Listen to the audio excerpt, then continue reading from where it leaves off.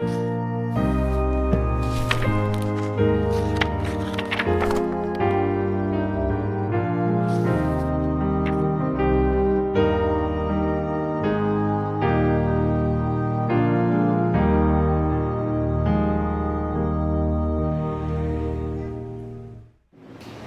a pedirles que estén ubicados en Génesis capítulo 3 para continuar con nuestra serie en el libro de Génesis.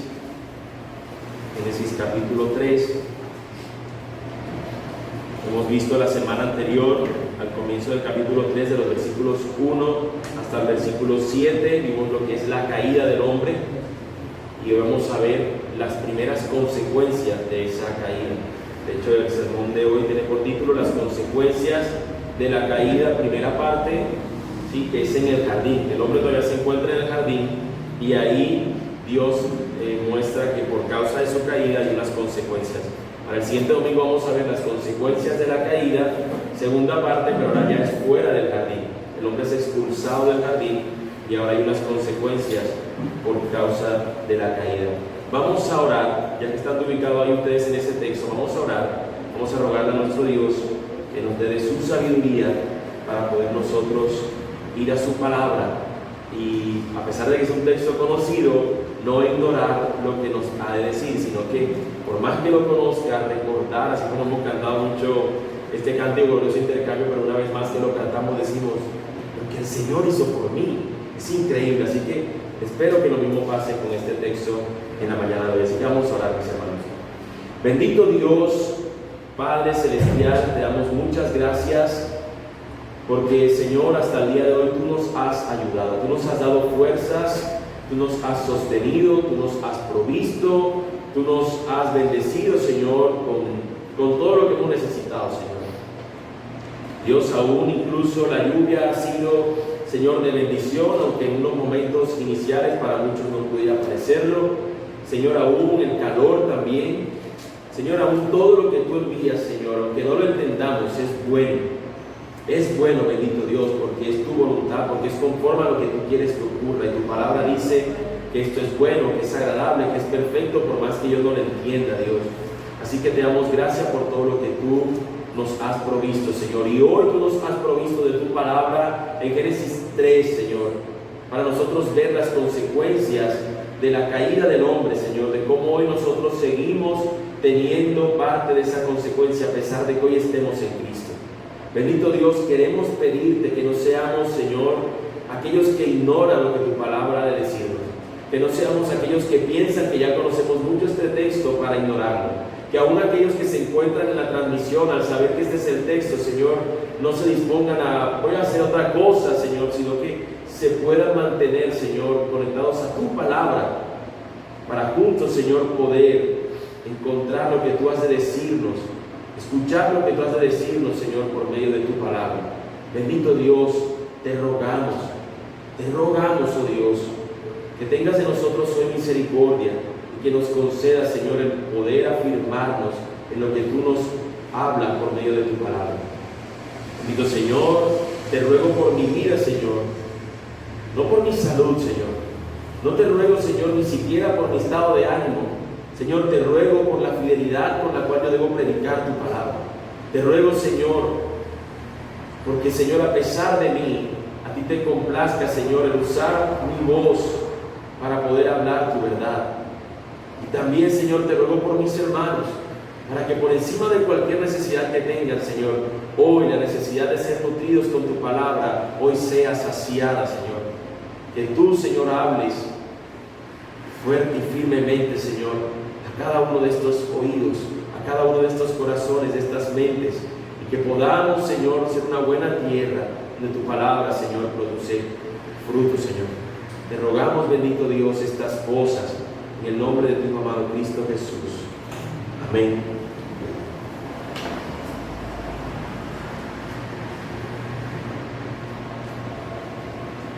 Narra una historia que había una vez dos hombres en un campo, a los cuales le vamos a poner por nombre Juan y Pedro, porque los nombres de la historia eran más difíciles, así que le pondremos Juan y Pedro. Y va Juan y Pedro en un campo, están arando. ¿Saben lo que es arar, no? Tienen una herramienta con la cual empiezan a hacer zanjas para luego sembrar. Y de repente uno de ellos, que le ponemos por nombre Juan se encuentra con un elemento metálico. Sorprendido, viene y lo guarda en su mochila. A eso Pedro lo divisa a la distancia, dice, eso era lo que se había encontrado Juan.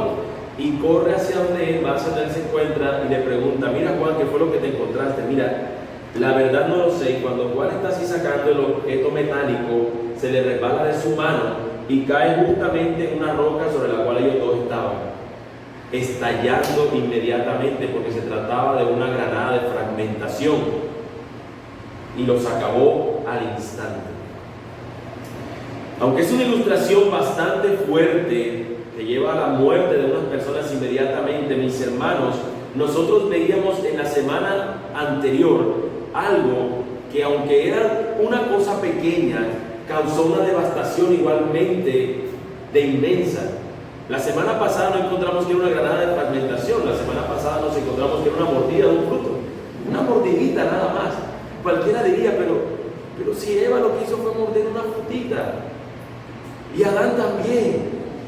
Pero eso fue más devastador que una granada que hizo estallar algo en 1000 pedazos. Lo que hicieron ellos fue rebelarse en contra del Señor, que les había dicho claramente, podrás comer de todos los frutos, de todos los demás árboles, menos de este. El Señor les había dicho claramente que cuando ellos hicieran esto, iban a tener consecuencias. Y es precisamente de eso lo que nosotros vamos a hablar el día de hoy. La semana anterior hablábamos de la caída del hombre. Hoy lo que vamos a hablar es consecuencias producto de esa caída. Y es que todos nosotros, mis hermanos, esperamos que tras una falta siempre haya consecuencias. Siempre. Pero siempre cuando ves otro, ¿no? Cuando somos nosotros, y voy a poner un ejemplo muy simple. Cuando usted no pudo pagar una cuota de algo que se cayó, usted espera hasta que le puedan decir, ¿sabe qué? No la pague, te la perdono. Pero cuando usted le deben algo, usted dice, no, me paga porque esa es mi plata, yo la necesito. Lo mismo es cuando una persona comete un crimen, usted espera que esa persona pague por ese crimen. Si robó, si cometió algún delito, sea del que sea, se espera que la persona, cuando comete un delito, esa persona pague por él. Y aquí nosotros no podemos esperar menos ante el hombre haber cometido el agravio más grande que pudiera esperarse. El hombre tenía que saber, y nosotros también, que es justo que el hombre pague consecuencias por causa de esta rebelión contra el Señor. Y de esto, mis hermanos, se trata nuestro texto del día de hoy, nuestro sermón de la mañana de hoy. Tras haber visto la caída, mis hermanos, es claro ver ahora las consecuencias. El hombre, termina el versículo 7 de este mismo capítulo 3, o sea, terminamos el sermón pasado. Su hermano terminó diciéndonos en el versículo 7 lo siguiente: entonces fueron abiertos los ojos de ambos y conocieron que estaban desnudos, y cosieron hojas de higuera y se hicieron delantales. Hace 2 semanas, cuando hablábamos acerca de la ayuda idónea, también terminaba el capítulo, el versículo final terminaba hablándonos acerca de que el hombre y la mujer estaban desnudos y no se avergonzaban. Y decíamos que eso era importante tenerlo en cuenta para el resto de la historia, cómo iba a continuar. Porque el hombre estaba desnudo, no había nada en él que lo hiciera sentirse avergonzado. No había nada en la mujer que pudiera decir, yo no tengo nada de vergüenza, yo no tengo nada de culpabilidad en mí. Pero de repente, cuando comen del fruto del árbol, inmediatamente se dan cuenta de su afrenta, de cuán desnudos están y cuán deben ellos cubrir su desnudez, su vergüenza. Esto es clave, mis hermanos, para cómo va a continuar el desarrollo de nuestra historia en la mañana de hoy. Ellos no tenían nada o no sentían nada que les hiciera sentirse mal. Sin embargo, después de haber comido el fruto de este árbol, van a empezar a experimentar vergüenza. Y nosotros debemos tener esto en cuenta, porque es lo mismo que nos sucede a nosotros cuando pecamos. Cuando pecamos, las primeras cosas que sentimos es que nos empezamos a sentir mal, sentimos vergüenza y no queremos ni siquiera acercarnos a Dios para rogar por su misericordia y por su gracia, sino que lo que hacemos naturalmente, al igual que estos hombres, es correr, es huir de la presencia del Señor. Ahorita nuestro hermano en la intervención que hacía en la mañana de la enseñanza de Anunciamos el Evangelio decía A veces pensamos que como nosotros no éramos los que estábamos allí con Jesús, nosotros hubiésemos actuado diferente. Nosotros hubiésemos dicho, yo no hubiese dicho nunca crucifíquenlo. No, nosotros hubiésemos puesto un parlante, crucifíquenlo. Hubiésemos usado un megáfono. Y lo mismo si hubiésemos sido Adán, hubiese sido Eva, hermano, hermana, tú hubieses corrido a huir de la presencia del Señor cuando hubieses pecado. Te hubieses sentido igual de avergonzado y en vez de correr a Él a rogar por misericordia, hubieses corrido a huir de Él porque te sientes el culpable. ¿O acaso no es lo que enfrentamos hoy día también cuando pecamos? Este hombre, esta mujer se han rebelado contra Dios. Recuerden que la tentación no fue prueba del fruto del árbol, que se ve delicioso. Cuando la serpiente sedujo y convenció a la mujer fue cuando le dijo, serás como Dios. Eso fue lo más seductor. Eso hizo que la fruta brillara más. Eso fue lo que hizo. Esto es increíble, porque el deseo del hombre finalmente es rebelarse contra todo aquello que representa autoridad. Los padres, los hijos se rebelan contra sus padres, las esposas se rebelan contra sus esposos. Autoridad es, no, yo no quiero eso. Las personas se rebelan de cualquier policía, salvo cuando lo descubren, ¿no? Haciendo alguna infracción. Siempre tenemos esa tendencia, y el hombre, al término de hoy, en este mundo en que vivimos, el hombre piensa y cree y está convencido no solamente de que Dios no existe, sino que está convencido o piensa en su corazón que Dios está muerto. Dios nunca ha existido y está bien profundo en algún lugar allí sus restos. Eso es para el hombre del día de hoy. El hombre prefiere decir, no existe Dios, para él elevarse, para él sentir que él es su propio Dios. Sin embargo, por más que el hombre piense eso, él debe saber que esto no es así. Y que producto de él rebelarse contra el Señor, hay unas consecuencias a las cuales él ha de enfrentarse. Y estas consecuencias, mis hermanos, yo quiero que las veamos según tres encabezados. Voy a mencionarlos, aunque espero que luego en el desarrollo también volver a recordarlos. El encabezado número 1 es el juicio por el pecado, que va de los versículos 8 al versículo 13.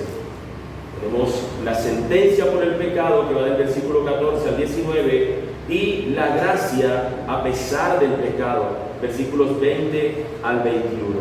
Veamos pues nuestro primer encabezado, el juicio por el pecado, versículos 8 al 13.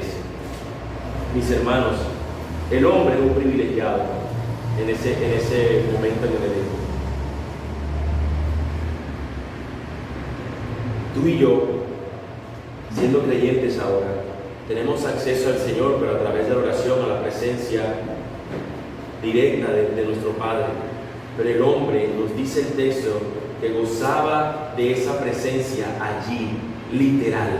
Mira cómo empieza el versículo 8, la parte inicial, dice: y oyeron al Señor Dios que se paseaba en el huerto al fresco del día. Dios se paseaba entre ellos. Ellos estaban allí, la presencia del Señor era real y literal. Estaban allí con ellos. Y cuando ellos observaban al Señor, nos da a entender, lo que no ocurre esta vez, nos da a entender que siempre cuando el Señor venía, su presencia ante ellos, ellos corrían hacia su Señor. Ellos iban hacia Él. Pero en esta ocasión, después de haber ocurrido lo que ocurrió, ellos hacen todo lo contrario. Este privilegio el hombre lo perdió. Como vamos a ver hacia el sermón siguiente, cómo el hombre se le cerró la posibilidad de poder acercarse nuevamente ante el Señor de manera directa, y cómo tiene que ocurrir algo para poder permitirnos el poder tener esta relación nuevamente con nuestro Dios. Pero en este momento este hombre tenía este privilegio de poder estar con el Señor plenamente. Sin embargo, en este momento donde él cae, donde él se encuentra que está desnudo, donde él mismo se hace una ropa de hojas, un ropaje de hojas, un delantal de hojas, este hombre huye del Señor. Versículo 8 allí nos sigue diciendo: entonces el hombre y su mujer se escondieron de la presencia del Señor Dios entre los árboles del huerto. Ellos corrieron del Señor. Mis hermanos, no existe un lugar al cual nosotros podamos ir y nos podamos esconder de nuestro Señor. Ni siquiera el lugar más tenebroso, ni siquiera el lugar de mayor pecado. Ni siquiera si dicen que Las Vegas es la ciudad del pecado o que Chicago es la ciudad del pecado, ni siquiera en el hueco más oscuro de ciudades como esas pudiéramos nosotros escondernos del Señor. Ni donde haya mayor maldad pudiéramos escondernos de la presencia del Señor. Y en este huerto del Edén, este hombre y esta mujer huyen cuando ven al Señor que se acerca y corren entre árboles a esconderse matorrales. Aquí no me verá el Señor. Y es una tontería lo que ellos hicieron. Y no es que el Señor les siga el juego, porque luego vemos que el Señor le va a preguntar: ¿dónde estás? Como si estuviera jugando el Señor a las escondidas con ellos. ¿Dónde estás? Adán, Eva, ya te vi. Dios no está jugando a las escondidas. Cuando Dios va a ellos, le dice, pero el Señor Dios llamó al hombre y le dijo: ¿dónde estás? Mis hermanos, Dios sigue siendo omnisciente. Dios lo sabe todo. Y aquí no era que Dios era menos omnisciente, porque Dios sigue siendo el mismo, ayer, hoy y por los siglos. Pero el sentido de Dios decir ¿dónde estás? Es para que el hombre venga a comparecer ante Él, porque como he dicho, lo que vemos aquí es una especie de juicio. Y Dios está haciendo un llamado al hombre para que venga a comparecer ante su presencia. ¿Dónde estás, Adán? Porque Dios llama primero al hombre. Y esto es algo que desde las semanas anteriores estamos viendo. Y es que el Señor le ha colocado una responsabilidad al varón, al hombre. Y entendemos que el Señor a quien va a llamar primero a que rinda cuentas es al que le ha dado más responsabilidad. Y si a nosotros nos ha puesto como cabeza en nuestro hogar, ¿a quién cree que va a llamar el Señor primero? ¿A la mujer o al hombre? Al hombre. El Señor llama al hombre y le dice: ¿dónde estás? Dice claramente, pero el Señor Dios llamó al hombre y le dijo: ¿dónde estás? Para hacer claramente con esta pregunta que éste se acerque ante él, para que exponga la razón de por qué no ha venido ante su presencia. Pero el hombre, por la vergüenza en la que se encuentra, es que él no quiere hacerlo.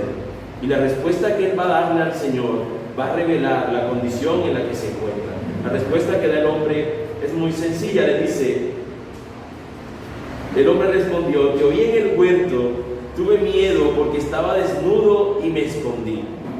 Te oí en el huerto, tuve miedo porque estaba desnudo y me escondí. Mis hermanos, hasta este momento el hombre nunca había experimentado esa sensación de miedo.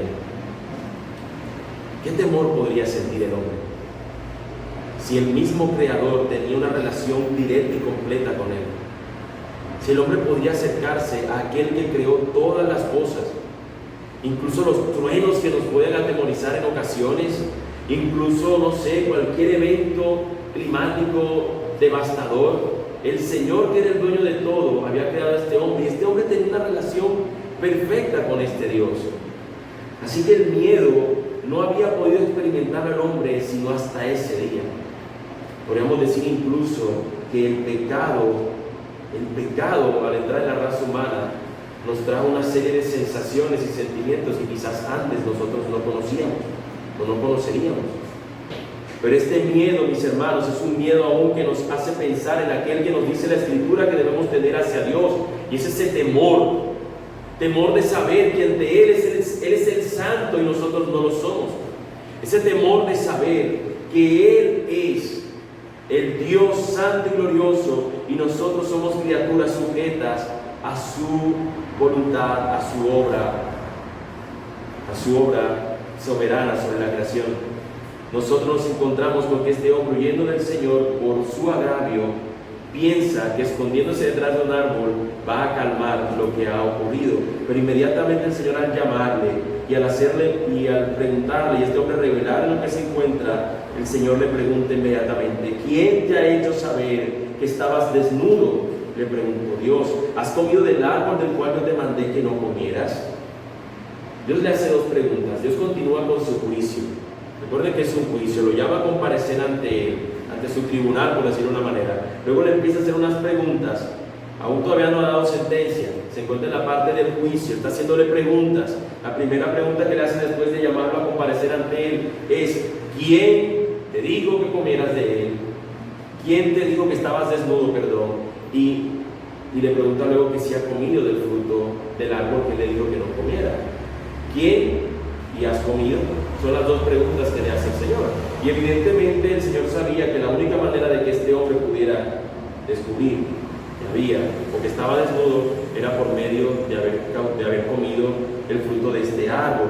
Ahora, mis hermanos, nosotros podemos ver que la pregunta del Señor está esperando una respuesta inmediata. ¿Quién te ha hecho saber que estabas desnudo? Ah, bueno, el Señor le está preguntando, él debería responder fulano de tal. Y cuando Dios le dice, ¿has comido del fruto del árbol? Sí, Señor, sí comí. Por la respuesta, mis hermanos, por encima de eso, no es lo que se esperaría. Ante este agravio, mis hermanos, ante tú ser descubierto por el pecado, debería la respuesta de este hombre correr al Señor por misericordia. Correr al Señor clamándole, Señor, perdóname, comí del fruto del árbol. Señor, perdóname porque sí lo hice, tú me dijiste que no lo hiciera, perdóname. Pero al igual que nosotros hoy, eso no es lo que hacemos. Siempre se busca una justificación ante el pecado. Cada vez que se peca, se busca culpar a otros. Ah, es que yo no tengo la culpa. No, es que yo no pude controlar mi deseo. Es que la carne es débil. Es la excusa de los fornicarios por excelencia. Cuando se les pregunta por qué le fue infiel a su esposa, es que tú no sabes que la Biblia dice que la carne es débil. Se pegan así en el brazo. La carne es débil, no pude aguantar, no pude resistir la tentación. Pero lo que nosotros estamos encontrándonos acá es que ante el interrogatorio del Señor lo que procuraría es que este hombre buscara alcanzar misericordia, pero no lo hace. Lo que hace es culpar a otros. Lo que dice es el hombre: la mujer que tú me diste por compañera me dio del árbol y yo comí. Ahí está. ¿Pedía el Señor respuesta? Aquí están las dos, en una sola frase. La mujer que tú me diste me dio de comer del fruto del árbol y yo comí. Al final el hombre está culpando es a Dios, porque le está diciendo: la mujer que tú me diste. Él está diciéndole básicamente: ¿sabes qué, Señor? Yo estaba bien solo. Yo estaba bien aquí poniéndole nombre a los animalitos. Yo estaba aquí haciendo bien todas estas cosas. Pero tú fuiste el culpable. Tú dijiste que no era bueno que yo estuviera solo. En pocas palabras está culpando a Dios porque Dios le dio a esta mujer. La mujer que tú me diste, a él de repente se le olvidó el poema que había cantado. Hueso de mis huesos, carne de mi carne. ¡Qué bendición, Señor! No, ahora esto ya no existe. Ahora es la mujer que tú me dices, tú eres el culpable, Dios. En última instancia, cuando pecamos muchas veces también nosotros tomamos la misma determinación de decir: Señor, yo pequé porque tú nunca me diste una salida para yo no pecar. Como si fuera culpa de Dios nuestro pecado. Como si acaso Dios no nos hubiese dado una salida antes de nosotros cometer cualquier pecado en contra de Él. Siempre, mis hermanos, siempre ante cualquier pecado nuestro Dios nos lo advirtió. De hecho, en el capítulo 4 de Génesis lo vamos a ver, que antes de que Caín mate a Abel, el Señor se lo advierte y le dice: mira, lo que está en tu corazón lo estoy observando, el pecado está a la puerta. Pero en cambio, si tú volvieras al Señor, si tú tuvieras otra manera de actuar, ¿acaso yo también no me agradaría de tu ofrenda? Pero él ignoró la voz de Dios y decidió pecar. Y así somos nosotros, decidimos ignorar la voz de Dios, que dice que no comas de ese fruto, y terminar comiendo de él. Ahora, no obstante, el Señor también llama a juicio a la mujer. Después del hombre haber dado estas palabras, el Señor le pregunta a la mujer, versículo 13, ¿qué es esto que has hecho? La mujer responde: la serpiente me engañó y yo comí. El Señor no le preguntó que quién le había dado de comer, ni tampoco se había comido. Le preguntó que quién fue lo que hiciste, por qué hiciste eso. Pero ella también culpa a otro. Probablemente también allí para ella era la misma respuesta que se hubiese esperado que diera: Señor, he pecado contra, como así como el hijo pródigo cuando se acerca al Padre rogando perdón: Señor, he pecado contra el cielo y contra ti, no merezco ser llamado tu hijo. Pero en cambio lo que responde esta mujer es: no es mi culpa, fue la serpiente, ella me engañó y yo comí. Mis hermanos, nosotros tendemos a ver este texto como algo que ya conocemos tanto, que parecería que ya no nos tiene más nada que decir. Sin embargo, mis hermanos, esta historia, aunque suene conocida, nos muestra cómo constantemente nosotros seguimos haciendo lo mismo. Cómo constantemente nos enfrentamos ante el pecado, y cuando caemos a causa del pecado o pecamos, nosotros tendemos a tomar la misma actitud. Fue culpa la culpabilidad es de fulano, o es del sistema, o es de que simplemente no me llegó tal cosa, es que este mes yo no tenía para pagar y por eso tomé este dinero, porque es que la necesidad me obligó. Nunca hay nada diferente a nosotros mismos que nos obligue a hacer o a cometer tal pecado. Nosotros podemos decir que no, tenemos la posibilidad de decir que no. La mujer tuvo la posibilidad de decirle a la serpiente, no voy a comer, y el hombre decir a Eva, no voy a comer. Siempre tenemos la posibilidad de decir que no ante la tentación, pero muchas veces preferimos el sí, porque eso nos es deleitoso y porque eso nos muestra algo que nosotros queremos al fin y al cabo cumplir, o queremos satisfacer más bien. Así que, mis hermanos, esto es lo que nos encontramos. Allí hay un juicio. Dios llama juicio al hombre, Dios llama juicio a la mujer. Si se dan cuenta, la serpiente no es llamada a juicio. La serpiente no es llamada a juicio. Quisiera que tuviéramos en cuenta algunas aplicaciones en este primer punto, y es que el hombre será llamado primero, mis hermanos. Nosotros debemos tener en cuenta que la palabra nos dice que a quien se le da más, se le demanda más. Si nosotros como hombres somos los llamados a ser la cabeza en el hogar, de ser nosotros llamados a ser aquellos que tienen la rienda, por decirlo de una manera, de nuestros hogares, sobre nuestras esposas que se sujetan a nosotros, nosotros vamos a ser llamados para que demos cuenta de cómo nosotros administramos, dirigimos, gobernamos nuestros hogares. Pero también la mujer debe reconocer y debe saber que es ayuda idónea, y que debe saber que ante el peligro que pueda presentarse, ésta debería tomar una actitud de ser obediente al Señor más que obediente a su marido.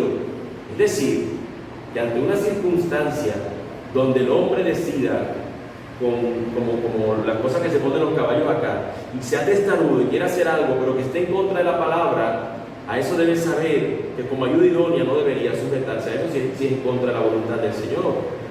Pero también debería saber que no solamente es por obedecer la palabra que ella lo hace, sino que cuando hay algo de pecado, hermana, debería ser tú aquella que no promueve esa conducta, esa cultura de pecado, sino aquella que la rechaza.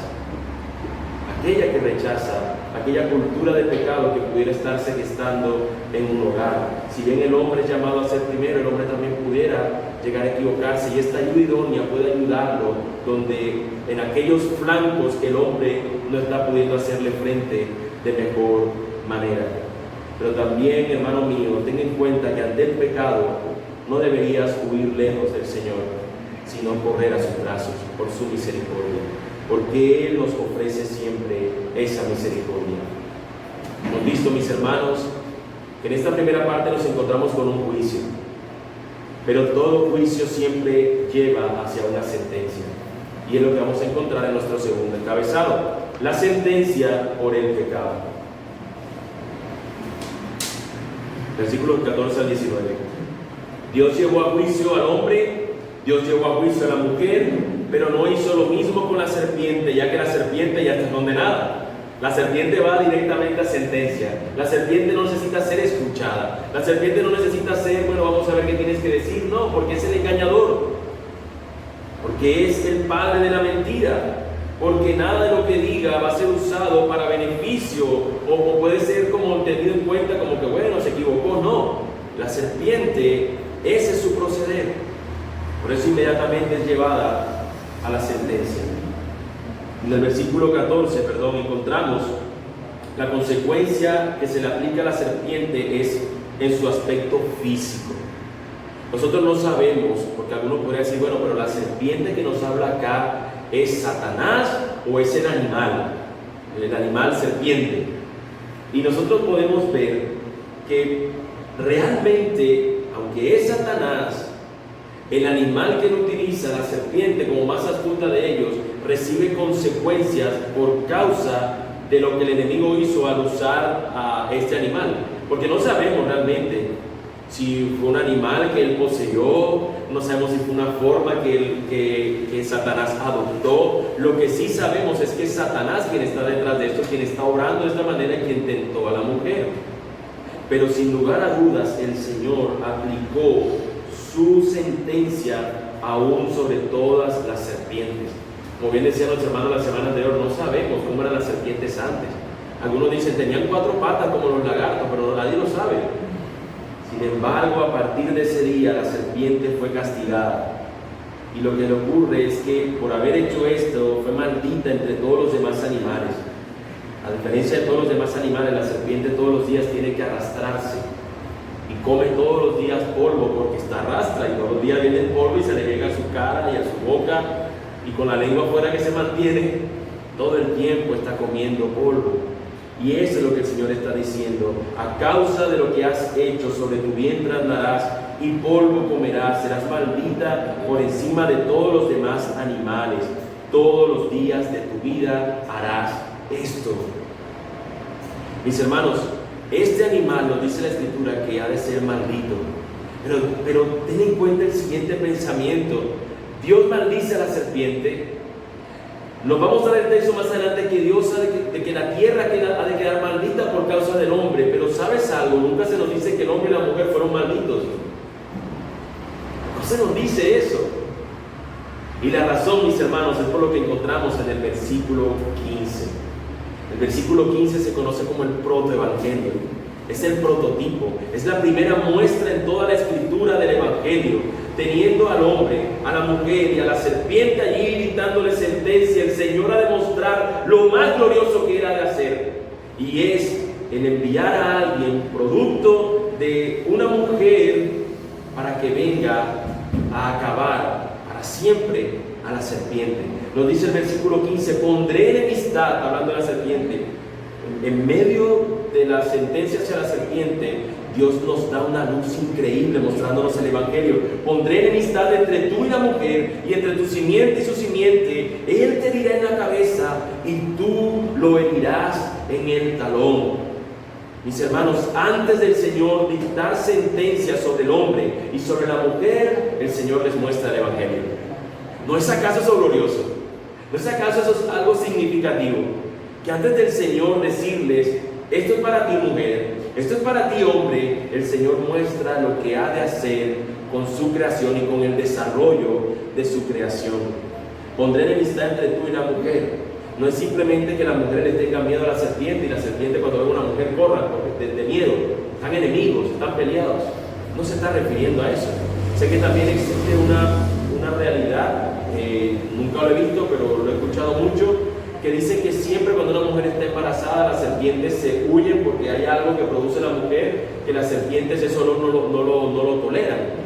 Lo he escuchado. No tengo certeza ni científica ni ningún tipo de que esto sea cierto. Sin embargo, a eso tampoco se está refiriendo el texto.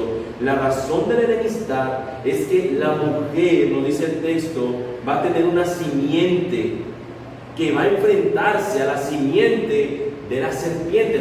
La simiente quiere decir los hijos, la descendencia de la serpiente va a estar siempre en enemistad con la simiente o con la descendencia de la mujer, pero no de todas las mujeres, sino de una simiente especial, de una descendencia especial que tiene el Señor.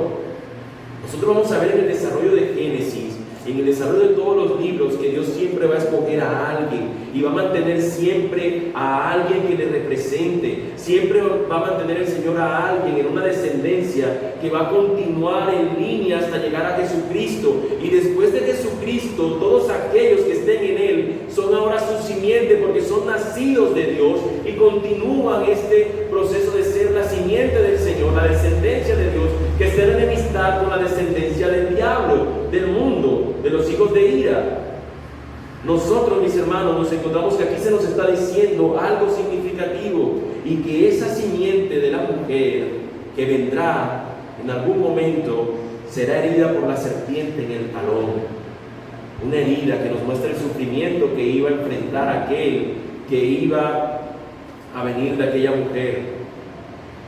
Pero nos dice también que esa simiente herida destruiría, aplastándole la cabeza a esta serpiente.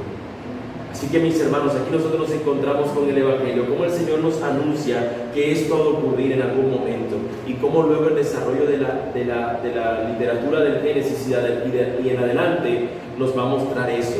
Por eso, mis hermanos, nosotros vemos cuán con cuánta destreza y con cuánta intención el enemigo quiere o está en contra de toda criatura, de todo bebé. Nosotros nos damos cuenta que como a lo largo del desarrollo de la historia hay muchos momentos donde parecería que se va a salir con la suya, con que no va a poder procrear a alguien, como si el enemigo hiciera una fiesta, y el Señor está mostrando que a pesar de que parezca que no va a ocurrir una simiente, que no va a parecer nacer un bebé, luego nace. Vamos a dar cuenta cómo luego hay una simiente en Caín y Abel, donde la simiente maligna parece vencer a la simiente benigna o la simiente buena que era Abel. Sin embargo, el Señor luego provee una nueva simiente, que es la de Seth, y desde allí va a continuar el camino hacia nuestro Señor Jesucristo. Ahora, allí termina la sentencia sobre la serpiente, anunciándonos esto, y empieza la sentencia sobre la mujer. Nos dice: en gran manera multiplicaré tu dolor en el parto, con dolor darás a luz a los hijos, con todo tu deseo será para tu marido, y él tendrá dominio sobre ti. Mis hermanos, básicamente la sentencia sobre la mujer es que se aumentarán sus dolores, como dice la Reina Valera, en tus preñeces. Cuando la mujer esté embarazada, será más doloroso. No sabemos cómo sería antes, porque la mujer no había dado a luz, pero probablemente sería bajo otra condición, algo mucho más menos doloroso. Pero aquí se nos expresa claramente que este dolor fue aumentado sobremanera. Así que es un recordatorio, es una bendición el dar a luz para las mujeres, pero también ese dolor es un recordatorio de la caída, de cómo producto de la caída este dolor fue aumentado. Pero la segunda sentencia que el Señor coloca sobre ella es acerca de su deseo. Este deseo a veces se puede entender como de otra manera, pero si lo tenemos en cuenta bajo el contexto en el que nos encontramos, dice la Escritura que la mujer, cuando vio el fruto del árbol, vio como algo deseable. Ella vio algo que le pareció deseable y ella corrió a darle rienda suelta a su deseo. Mis hermanos, en vez de ella hacer eso, lo que debió haber hecho es ir a Adán. La razón es porque Dios le había dicho claramente a Adán, nos muestra la Escritura, que a Adán fue que Dios le dice que no coma del fruto del árbol. Y ella lo sabía que no debía comer del fruto del árbol, porque Adán se lo había comentado, porque ella le dice: no podemos comer. Así que Adán se lo había dado a conocer de que no podían comer del fruto de ese árbol. Pero ella, producto de desear, de cumplir y de saciar su deseo, se vuela la autoridad del hombre, evidentemente la de Dios, y sucumbe ante el deseo. Mis hermanos, nosotros encontramos que el texto nos está diciendo que el deseo de ella, aunque tenga el deseo, será para su marido, y él tendrá dominio sobre ti. Aún, y está hablando aquí de mujeres, de mujer y su marido, no está hablando de una mujer, un esposo no puede decir: esa mujer tiene que sujetarse a mí, si no es su esposa. Evidentemente nosotros tenemos Efesios 5 que nos da más claridad acerca de este asunto, pero nosotros, mis hermanos, nos vemos que en este texto lo que nos está apuntando es a ese deseo de la mujer de rebelarse en contra de su marido. Y nos está diciendo el texto: no es el proceder. El proceder debería ser que con todo el deseo que ella pudiera tener, el deseo será realmente para su marido. Él tendrá dominio sobre ti. Y sé que diciéndolo de esta manera, ya nosotros esperaríamos, si alguno llegara a escucharme, o alguno lee este pasaje de las feministas, los del pañuelo verde, estarían aquí haciendo huelga: ¿cómo es posible que me tengo que sujetar a un hombre porque sí? Pero el texto no nos está diciendo que que se tienen que sujetar porque sí, que el deseo de ella, que ella no puede hacer absolutamente nada. Por eso menciona Efesios 5. Efesios 5 nos muestra que la mujer se sujeta a su marido, así como la iglesia se sujeta a Cristo, con un respeto, con una garantía de saber que este esposo, que este marido la ama, así como Cristo amó a la iglesia. Y ese es el asunto aquí. No es simplemente que el hombre tome este texto ahora uno como hombre y diga: usted se sujeta a mí porque así dice la Biblia, y punto. Y yo hago lo que aquí yo quiero hacer y ya. No, la sujeción aquí está marcada por el hecho de que nuestro Padre nos ha mostrado que es un asunto que tiene que ver con un amor que Él nos ha mostrado al entregarse por nosotros. Es algo totalmente distinto a simplemente ser un deseo de que aquí se hace lo que yo digo. El El dominio del hombre sobre la mujer está marcado por el amor que Cristo nos muestra que tuvo por su iglesia también, al ser capaz de él incluso dar su vida por ella. No obstante, no solamente hay una sentencia para la serpiente y para la mujer, sino que hay una sentencia para el hombre también. La sentencia para el hombre tiene que ver básicamente con dos cosas. La primera de ellas es con el trabajo. Ahora va a ser más difícil. Ahora va a costar más el ganarse el pan. Recuerden, cuando hablamos del lugar ideal en el que se encontraba el hombre, ¿qué tenía él allí? 4 ríos alimentaban el lugar, había un vapor que alimentaba y que daba fruto estas plantas. El hombre tenía fruto por doquier, comía, no tenía mayores inconvenientes, pero ahora nos dice ahora que la tierra va a quedar maldita por su causa. La tierra será maldita por tu causa y con trabajo comerás de ella todos los días de tu vida. No tendrás eso que esperamos nosotros cuando vamos de vacaciones, que nos sentamos en un lugar y levantamos los pies y decimos: esta es la vida que yo merezco. Mis hermanos, eso lo tenía el hombre en el Edén y lo perdió. Ahora en adelante se nos dice que vamos a tener que sudarla para poder nosotros ganarnos el pan diario. Y no es que el trabajo es un castigo, como bien nos dijo nuestro hermano hace unas semanas anteriores, o como dice una canción que cita que el trabajo lo hizo Dios como castigo. No, ya el hombre trabajaba y era llamado a trabajar desde antes de la caída. Simplemente que ahora se volvió más difícil la tarea a causa del pecado. Dice que empezarán a crecer espinos y cardos. Y esto es algo cierto, mis hermanos. Cuando los sembradores siembran, valga la redundancia, cuando estos siembran, parecería que entre las semillas tenían un poco de abrojo dentro, porque eso crece más rápido incluso que las plantas que ellos quieren cultivar. Usted siembra una grama, y cuando usted viene a darse cuenta, crece más rápido un coquito que usted no quiere que esté allí, y empiezan a salir ciertas matas, como dice ese monte que empieza a salir. Crece mucho más rápido la maleza que realmente la planta que uno desearía que estuviera allí. Y esto, mis hermanos, es producto de lo que nos está mostrando acá, que parecería como que ahora lo que va a crecer es aquello que va a ser de cierta manera para ti inútil en el deseo tuyo de plantar. Pero no solamente fue esto, mis hermanos, sino que cuando el hombre fue creado, el Señor lo colocó para que él se enseñoreara, o no se enseñoreara, sino para que él fuera quien administrara, el mayordomo de toda la creación lo colocó el Señor. Ese fue el propósito por el cual él fue creado, para que gobernara la tierra, para que la sojuzgara. El hombre estaba por encima de la tierra, pero ahora, a causa del pecado, la tierra se abre y se traga al hombre. Antes el hombre estaba por encima de la tierra para gobernarla, para sojuzgarla, pero ahora, a causa de la caída del hombre, la tierra se va a abrir para tragarse al hombre. Polvo eres y al polvo volverás. De la tierra habías salido para que ahora tú estuvieras por encima de ella, pero a causa del pecado, cuando mueras, tú irás a la tierra y te convertirás nuevamente en polvo. Lo que Dios había dicho de la muerte, por fin la muerte va a llevarse al hombre. El Señor había dicho: el día que comas del fruto vas a morir. Y si aunque el hombre no murió inmediatamente físicamente, aquí el Señor está diciendo que algún día eso le ocurriría. Pero el día que el hombre comió del fruto del árbol, lo que murió en él inmediatamente fue su parte espiritual. El hombre muere espiritualmente y ahora necesita sí o sí correr ante el Señor para él encontrar, él recuperar nuevamente esa relación que perdió desde ese día. Algunas aplicaciones que encontramos acá, mis hermanos, es que mujer, no veas la sujeción a tu esposo como un castigo. Sé que en ocasiones tu esposo podrá parecer no el hombre más claro en lo que quiere ser.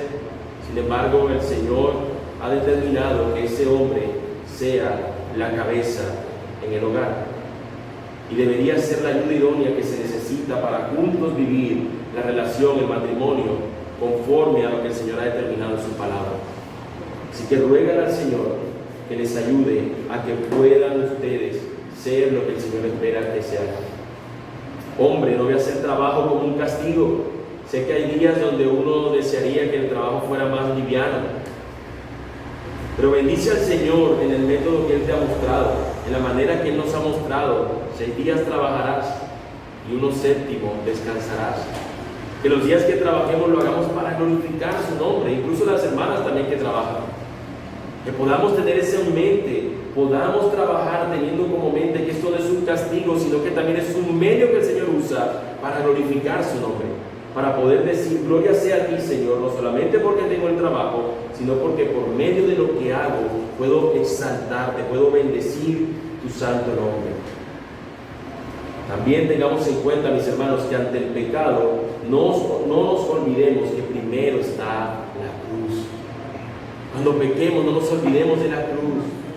Cuando pequemos no nos olvidemos de que el Señor ya pagó el precio por nuestros pecados y podamos correr a Él ante su trono de gracia y encontrar gracia para el momento oportuno, como nos dice su palabra. Así como acá vimos que antes de la sentencia el Señor mostró su evangelio. Finalmente, mis hermanos, para tener en cuenta los 2 últimos versículos, vamos a ir a nuestro tercer y último encabezado, y allí encontraremos gracia a pesar del pecado. Gracia a pesar del pecado. La gracia, mis hermanos, es recibir aquello que no merecemos. Gracia es recibir aquello que no merecemos. Si el hombre merecía algo por causa de su pecado, que era la muerte, el Señor le mostró algo diferente. Nosotros no esperaríamos nosotros que si una persona comete una transgresión, simplemente se le pase por alto su pecado. Eso no lo esperamos nosotros. Tiene que haber un culpable. Tiene que haber un culpable por lo que cometió una persona. No es lo que ocurre muchas veces cuando una persona comete un delito y dice, no, por falta de garantías o por falta de pruebas o por falta de lo que sea, vencimiento de término, la persona sale libre. Y uno se siente como una sensación de injusticia porque se sabía que ese era el culpable y no pagó lo que tenía que cometer, lo que cometió. Pero en el caso de la gracia es que no solamente es que no recibes lo que tú merecías, sino que alguien sí lo recibe por ti. Es este glorioso intercambio del que cantábamos ahorita. El Señor aquí, cuando el hombre peca, Él ha de proveerle a él algo que él no merecía. No solamente eso, mis hermanos, sino que el hombre también lo va a hacer. Y nosotros encontramos en estos 2 versículos finales de nuestro texto de hoy gracia. Una gracia en una medida pequeña y una gracia en una medida grande, inmensa. La gracia en la medida pequeña, yo lo he llamado así, es la que el hombre otorga. Y la gracia en una medida grande es la que Dios le otorga al hombre. La gracia pequeña la encontramos en el versículo 20. Miren lo que dice nuestro texto. El hombre le puso por nombre Eva a su mujer, porque ella era la madre de todos sus vivientes.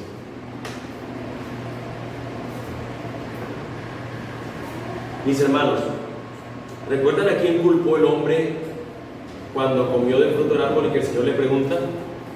A la mujer. Él le dijo, fuiste tú, a la mujer que tú me diste, Señor, pero culpó a los dos, a Dios y a la mujer, ¿cierto? Por comer del fruto del árbol. Y en ese peor momento donde el hombre ahora sabe que bajo la sentencia del Señor, a él le va a costar el trabajar, a él le va a costar todo lo que tiene que hacer para ganarse el pan diario, sabiendo él que va a morir, cosa que antes no lo sabía, cosa que antes podíamos suponer que no era posible. El hombre ahora, teniendo toda esta sentencia encima y teniendo también la sentencia de la mujer, el hombre la bendice con estas palabras. En el momento más difícil, en el momento que tú esperarías que saliendo allí, casi a punto de salir del jardín del Edén, este hombre refunfuñando le dijera un montón de cosas a la mujer, como es común entre nosotros, fuiste tú por qué hiciste eso, tú por qué le dijiste eso. Y en vez de estar discutiendo, el hombre allí utiliza las palabras, recordando que es un poeta, ¿no? Y le dice, le puso por nombre Eva a su mujer, porque ella era la madre de todos los vivientes. Eva significa viviente o significa vida en otras traducciones.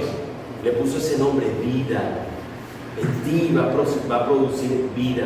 Lo que el Señor nos ha dicho de esta promesa va a continuar contigo, te va a usar a ti para eso. Así que en el momento más oscuro, en el momento más difícil, en el momento donde tú esperarías que este hombre diga las palabras mujer es lo que hace es bendecirla. Hay una gracia que Él emplea allí para bendecirla. Sin embargo, esta gracia no es nada comparada con la gracia que va a mostrarnos nuestro Señor en el momento donde el hombre ha cometido la mayor afrenta contra Él. En el momento donde el hombre se rebeló contra el Señor, Él viene y dice: el Señor Dios hizo vestiduras de piel para Adán y su mujer y los vistió. El hombre se encontraba desnudo y no se avergonzaba. Así terminó el capítulo 2.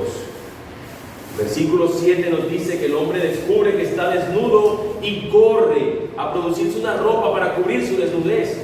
Pero cuando se presenta ante el Señor, él sigue estando desnudo, aunque tenga una ropa hecha con hojas, aunque tenga unos harapos, aunque tenga un delantal hecho con hojas. El hombre sigue estando desnudo ante la presencia del Señor. Su pecado no puede ser borrado por una obra menor que Él pueda hacer. Nuestros pecados, hermanos, no son borrados porque ahora me voy a portar bien. Señor, hoy cometí tal cosa, hoy mentí, Señor, mañana voy a mentir cero. Así no se borran nuestros pecados. Nuestro pecado no se borra con una buena obra que después hagamos. Nuestro pecado no se borra porque ayer le dije tal cosa a mi mamá, mañana le digo: mamá, mira, ahí te dejo ahí para el almuerzo hoy para que tú no lo gastes. No se borra con acciones nuestras el pecado. No se borra. Tiene que venir del Señor lo que provee a Él para perdonar nuestros pecados. Y es aquí esto lo que ocurre ante el pecado, ante el agravio del hombre, ante su iniquidad. Dios muestra su gracia dándole, proveyéndole a Él una vestidura de piel para que cubra su desnudez. Mi hermano, hermana, ¿de dónde salió esa piel? ¿De dónde salió esa piel? Las pieles salen de animales. El primer sacrificio se menciona aquí. No había ocurrido ningún sacrificio hasta este momento. Dios tiene que emplear un sacrificio de un animal para tomar la piel de ese animal y cubrir la desnudez del hombre. Mis hermanos, era necesario, como dirá más adelante en la revelación de nuestro Dios, es necesario el derramamiento de sangre para el perdón de los pecados. Y evidentemente, para tomar la piel de un animal, tienes que matarle, tienes que vertir su sangre. Y al haber vertido su sangre, el Señor con la piel de este animal lo cubrió, para que ahora este hombre sea cubierta su desnudez verdaderamente. Es Dios quien provee lo que nosotros necesitamos para cubrir nuestros pecados. Teniendo algunas aplicaciones de esto, mis hermanos, quisiera específicamente a los esposos: hermano mío, cuando tu esposa peca contra ti, ¿cuáles son las palabras que tú pronuncias hacia ella? Hueso de mis huesos, carne de mi carne, Eva, vida. O en cambio se te salen a ti todos los numerales, asterisco, signo de interrogación y cosas. Vemos que este hombre, en el calor de la peor de las circunstancias, lo que pronuncia sobre esta mujer son unas palabras dulces y bonitas. Y aunque haya pecado, mis hermanos, deberíamos nosotros procurar que aún nuestras voces y nuestras palabras no sigan siendo pecaminosas, sino que puedan ser palabras que bendigan a nuestro Dios. Dios también nos muestra que su gracia es mayor, y esto debería ayudarnos a ir a Él, mis hermanos. Y es que precisamente su provisión de pieles para cubrir la desnudez del hombre es lo mismo que Él ha hecho para nosotros en Cristo. Nos dice la Escritura en el Evangelio según Juan, cuando Juan el Bautista ve a Cristo, dice: ese es el Cordero de Dios que quita el pecado del mundo. Y la razón de decir esto es porque encontramos que en el Antiguo Testamento se utilizaban animales como el cordero, o en otras ocasiones se utilizaba también un buey, para que al sacrificar este animal, el derramamiento de sangre, al presentarlo en holocausto, el sacrificio de este animal fuera para cubrir los pecados del pueblo. Del mismo modo, al ser Jesús el Cordero, el sacrificio de ese Cordero sería para cubrir los pecados de todos aquellos que estén en Cristo, de todos aquellos que han sido determinados por el Padre para ese fin. Mis hermanos, esa piel que el Señor le dio a estos hombres para cubrir la desnudez nos apunta directamente a nuestro Señor, quien sería el Cordero, quien tomaría el lugar por nosotros en la cruz, para que con el vertimiento de su sangre, para que con su cuerpo, con su sangre, nosotros ahora seamos perdonados de nuestros pecados. No es lo que tú hagas para pedir el perdón del pecado. Señor, el que reza y peca empata. Señor, yo cometí esta afrenta, hice tal cosa. Ay, Señor, le dije una grosería a mi esposa. Lo que voy a hacer es sacarla al cine ahora, para como limar aspereza y que se sienta bien. No. Lo que el Señor nos dice, que ante el pecado lo que tenemos que hacer es ir a lo que Él nos ha provisto para nosotros ser saciado, nuestro pecado ser perdonado, y este es Cristo. Así sea que le hayas pecado contra tu esposa, así sea que hayas pecado contra cualquier persona, la primera afrenta que hiciste fue contra el Señor. Debemos correr a Él, y corremos a Él sabiendo que en Cristo son perdonados nuestros pecados. Pero no solamente, mis hermanos, encontramos que Cristo es ese Cordero que perdonó nuestros pecados y que tomó nuestro lugar, sino que la Escritura también nos dice en Apocalipsis 19 que nuestro Señor por fin cubrirá toda nuestra vergüenza. Apocalipsis 19, versículos 6 al 8 nos dice: anuncio de las bodas del Cordero. Oí como la voz de una gran multitud, como el estruendo de muchas aguas y como el sonido de fuertes truenos, que decía: aleluya, porque el Señor nuestro Dios Todopoderoso reina. Regocijémonos y alegrémonos y démosle a Él la gloria, porque las bodas del Cordero han llegado y su esposa, la iglesia, se ha preparado, y a ella le fue concedido vestirse de lino fino, resplandeciente y limpio. ¿Qué es esa ropa? ¿Qué es ese vestido limpio y resplandeciente? ¿Qué es esa vestidura? Nos dice allí mismo el Apocalipsis: porque las acciones justas de los santos son el lino fino. Con lo que se cubre esta iglesia son con las acciones justas de los santos. Yo pregunto, mi hermano, ¿cuáles son tus acciones justas? ¿Cuáles son mis acciones justas con las cuales nos podamos vestir limpios y resplandecientes ante el Señor? Si no son las obras justas de nuestro mismo Señor, que nos ha dado a nosotros mismos. Nos cubrimos nosotros como su iglesia con lo mismo que el Señor nos ha dado. Él tomó nuestro lugar en la cruz y nosotros ahora nos vestimos de su rectitud, como cantábamos ahorita. Esa es la vestidura con la cual nosotros seremos vestidos por siempre. Por la obra de Cristo, mis hermanos, nosotros hoy somos hallados limpios. Nosotros hoy somos hallados no merecedores de culpabilidad, sino perdonados en Él.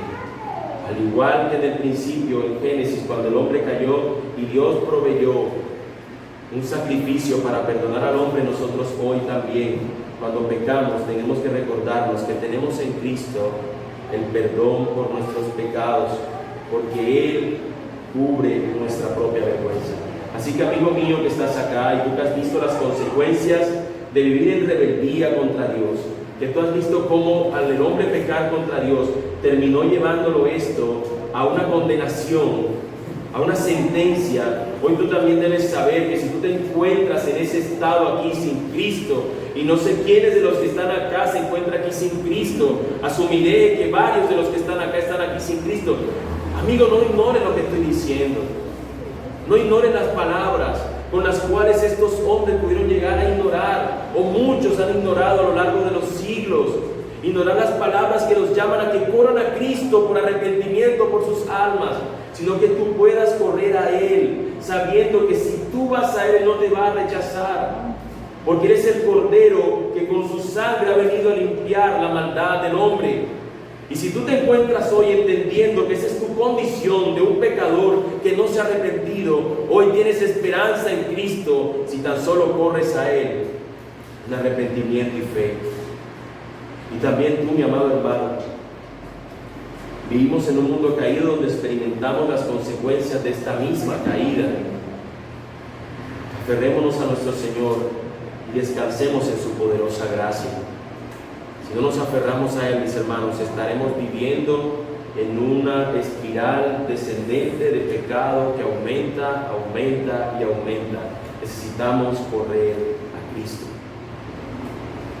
Al principio veíamos una ilustración de dos hombres en el campo que les explotó aquella granada, que hablábamos de que así como explotó esa granada, así es el pecado. Todo pecado tiene su consecuencia. Y aunque todo pecado tenga su consecuencia, mis hermanos, también debemos tener en cuenta que su gracia es desbordante, que su gracia es abundante, que su gracia está para nosotros noche y día. Así que si has pecado, ve a Cristo también en arrepentimiento y fe. Ve a Cristo y ruega también por el perdón de tus pecados. Vamos a orar, hermanos.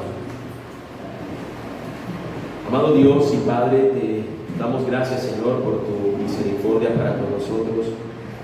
Señor, gracias por habernos sostenido hasta este día, por habernos dado quizás, Señor, en algunos resistencia, Señor, a pesar de cualquier dificultad. Señor, gracias porque tú nos has provisto de todo lo que hemos necesitado. Señor, aún sin nosotros darnos cuenta, necesitábamos, Señor, de la provisión de una sangre, de un sacrificio por nuestros pecados. Si nosotros, Señor, pensar en ello, Dios, nosotros necesitábamos que fuera provisto algo que nos pudiera nosotros saber que somos perdonados. Y tú, Señor, a ti te plació proveerlo.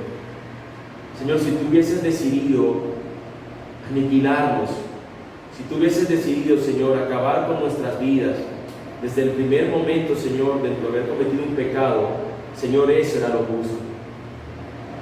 Si a ti te hubiese placido, Señor, actuar de esa manera, Dios, era totalmente justo. Pero, Señor, por tu gran misericordia, a ti te ha placido proveer aquello, Señor, que nos hace a nosotros ahora aceptos ante ti, aquello que nos justifica, Señor. Bendito Dios, antes nosotros nos encontramos a la deriva y vivíamos vidas, Señor, lejos de ti, deleitándonos, Señor, en nuestros pecados. Pero ahora, Señor, por tu misericordia, a ti te ha placido, Señor, proveernos del Cordero que quita el pecado del mundo, de nuestro Señor Jesucristo, quien tomó nuestro lugar en la cruz y que nos ha dado ahora, oh Señor, la posibilidad de poder nosotros acercarnos a ti confiadamente y obtener de ti siempre gracia para el momento oportuno, de tu misericordia para nosotros resistir en cualquier dificultad, en cualquier tentación, Señor. Gracias te damos, oh Dios, y te ruego, Dios, también por aquellos que no te conocen, por aquellos que estando aquí, Dios, están lejos de ti, por aquellos que estando aquí habían ignorado con anterioridad tu palabra, pero ruego para que tú hoy tengas de ellos misericordia y puedan correr hacia ti en arrepentimiento y fe, que al ver que el pecado, Señor, trae consecuencias, que al ver que tú también muestras tu gracia bondadosa para con nosotros, esto les muestre, Señor, la realidad de sus vidas y la necesidad que tienen de ti, que corran a ti, Señor, arrepentidos y deseosos, Señor, de poder andar fielmente contigo. Y, Señor, te ruego también por nuestras vidas, Señor, aquellos que somos tus hijos. Te ruego, Señor, que nos sigas sosteniendo, que a pesar, Dios, de las tentaciones y del pecado, Señor, de nuestra propia concupiscencia, Señor, nosotros podamos recordarnos que en ti tenemos gracia, que en ti, Señor, ya tú nos has provisto aquello que necesitábamos para que nuestros pecados, Señor, fuesen perdonados. Ayúdanos, Señor, a no ver con liviandad nuestro pecado, a no ver, Señor, que cuando pecamos es como si no hubiese pasado nada porque tú nos has dado tu gracia. Pero también ayúdanos, Señor, a no castigarnos más de la cuenta, Señor, cuando hemos pecado, Señor, dejando de ir a ti, Señor, por tu gracia, sino que nos ayudes a ver, Señor, que aunque el pecado sea algo terrible y que nos arrepintamos de él, también podamos correr, Señor, a ti, sabiendo que tú nos perdonas. Amado Dios, te rogamos estas cosas, te las pedimos dándote muchas gracias, Señor. En el nombre de Jesús lo hacemos. Amén.